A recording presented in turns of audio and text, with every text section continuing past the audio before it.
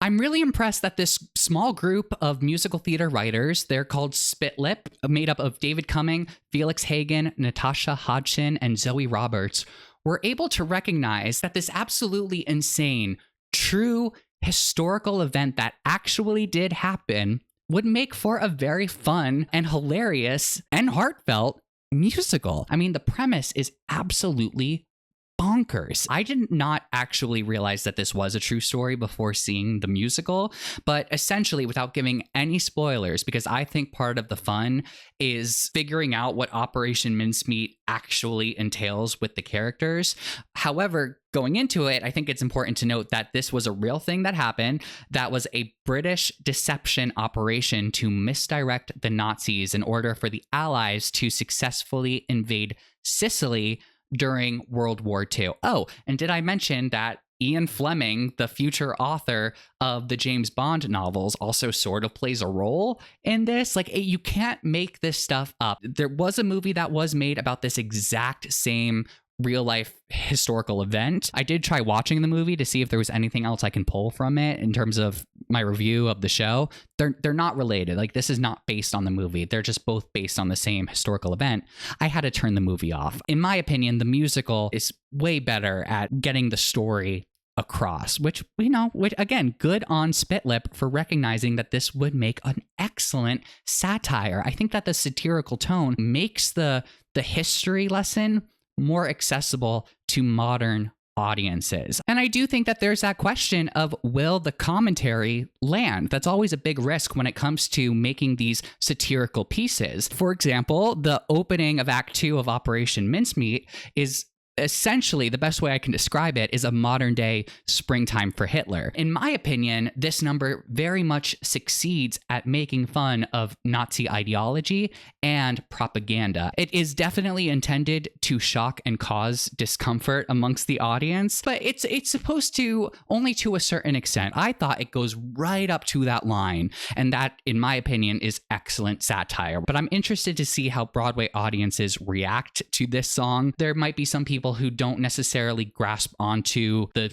satirical joke that the song is making here. I think it really worked. But again, this is just to highlight the lengths at which Spitlip is willing to go when telling the story. Where I think the show really succeeds is highlighting the juxtaposition between the attitudes towards World War II from those making the decisions from the safety of their own home to those risking their lives in battle. I think that Operation Mincemeat, the musical, serves as a really great reminder to value human life and to respect those who put their bodies on the line for their country. If anything, I found this musical to be incredibly patriotic and made me reflect on my own home country here in the United States. It got me thinking about my trip to the Tomb of the Unknown Soldier at Arlington National Cemetery in Arlington, Virginia, which is an acknowledgement of all of the missing and unknown service members who have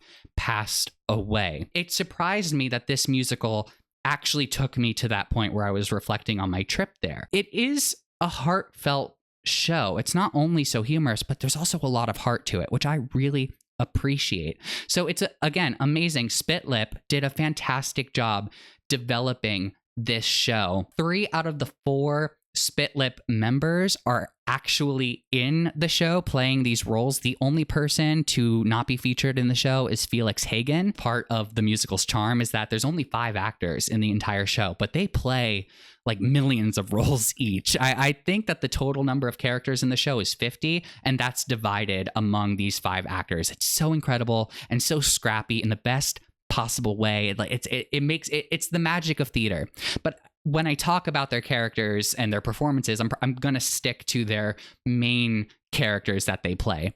But Natasha Hodgson is so good in this role. I love how she examines Monty's inflated ego. He feels so entitled to the position that he is in, and he wants all of this fame and glory. It's like he's like, yeah, sure, ending the war is cool and all, but he wants the medals and the recognition. And I liked seeing a character be portrayed in this way. There are some liberties in terms of how they portray these characters. I take them to be characters and not so much of a biographical take on the real people themselves. But if anything, the way that they portray these characters allow us to examine some really interesting ideas. He's not a great guy. However, where the character does have good qualities, they allow him to have those good qualities. So he feels like a more well-rounded character. And at the end of the day, he is who we're following for the majority of the story. So to have him be so unlikable would be off-putting to the audience. So I think that they did a really nice balance. I would love to see Natasha Hodgson get nominated. Again, that category for Best Leading Actress in a Musical is what a bloodbath this year. I can't wait to see how the category turns out, but I think Natasha should definitely be in consideration. David Cumming plays Charles Chumley.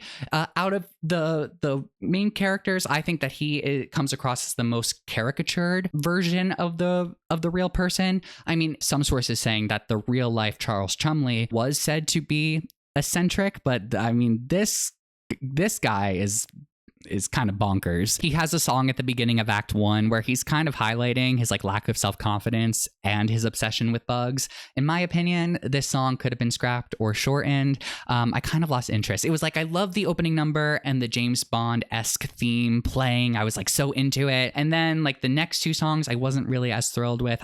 I got a little concerned that I was going to get bored of the show real fast. Thankfully, the show does pick back up again with Jean Leslie, who is played by Claire Marie Hall. I really loved her number, All the Ladies. The character was really well written and has great agency for like 3/4 of the story. But the script, in my opinion, doesn't allow the character to fully complete her arc by the end of it. They set up that she's going to have a really big impact on the events of Act 2. It's like she does, but it doesn't fully come back around to how I would have liked to have seen it work out. I will say that you know, I'm bringing that up with her character in particular, but I think that's also for a lot of the characters. The arc isn't as complete for a lot of them as I would have liked it to. That being said, the finale of the show is incredible. Zoë Roberts plays Johnny Bevan. Zoë Roberts does a really good job at playing like the straight man, bouncing off of more of the absurd characters.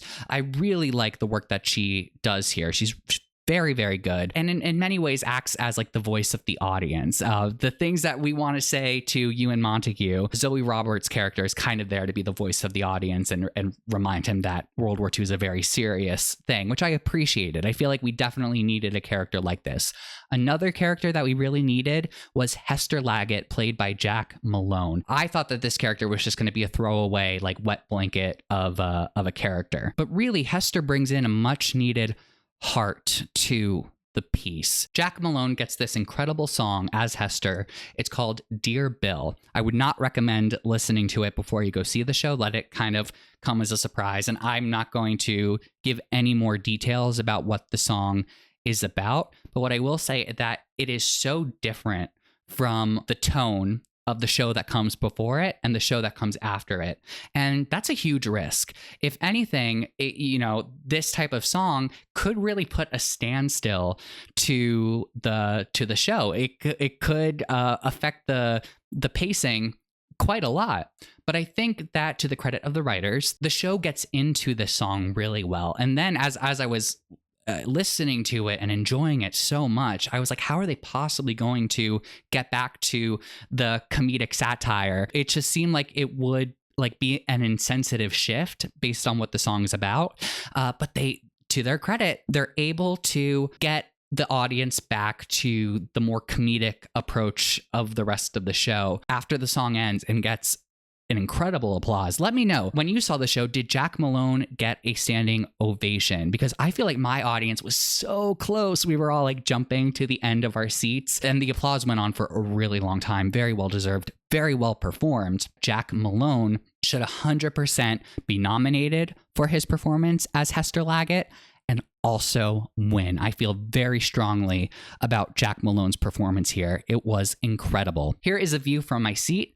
I had an excellent view of the stage and I had some really good leg room. It's a smaller theater, so I do imagine that wherever you sit, you're probably going to have a really nice view of the show. That being said, let me know in the comments if you sat somewhere different than where I did. Let me know how you enjoyed the view from your seat. I splurged a little bit on my ticket. I have to admit, I did not have the flexibility to try to get a rush ticket for this show, and I was excited to see it. So, it was all good. I treated myself a little bit.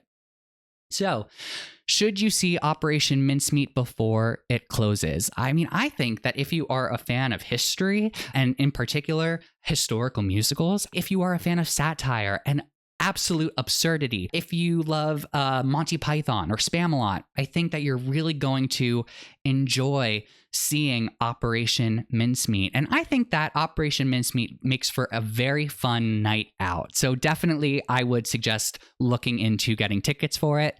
Those are my thoughts on Operation Mincemeat, now playing at the John Golden Theater. I would love to read your thoughts in the comment section below. I would also really appreciate it if you gave this video a thumbs up, and don't forget to check out some of my other reviews and theater-related content on my channel. Thank you so much for watching, and remember to stay off your phone while at the theater.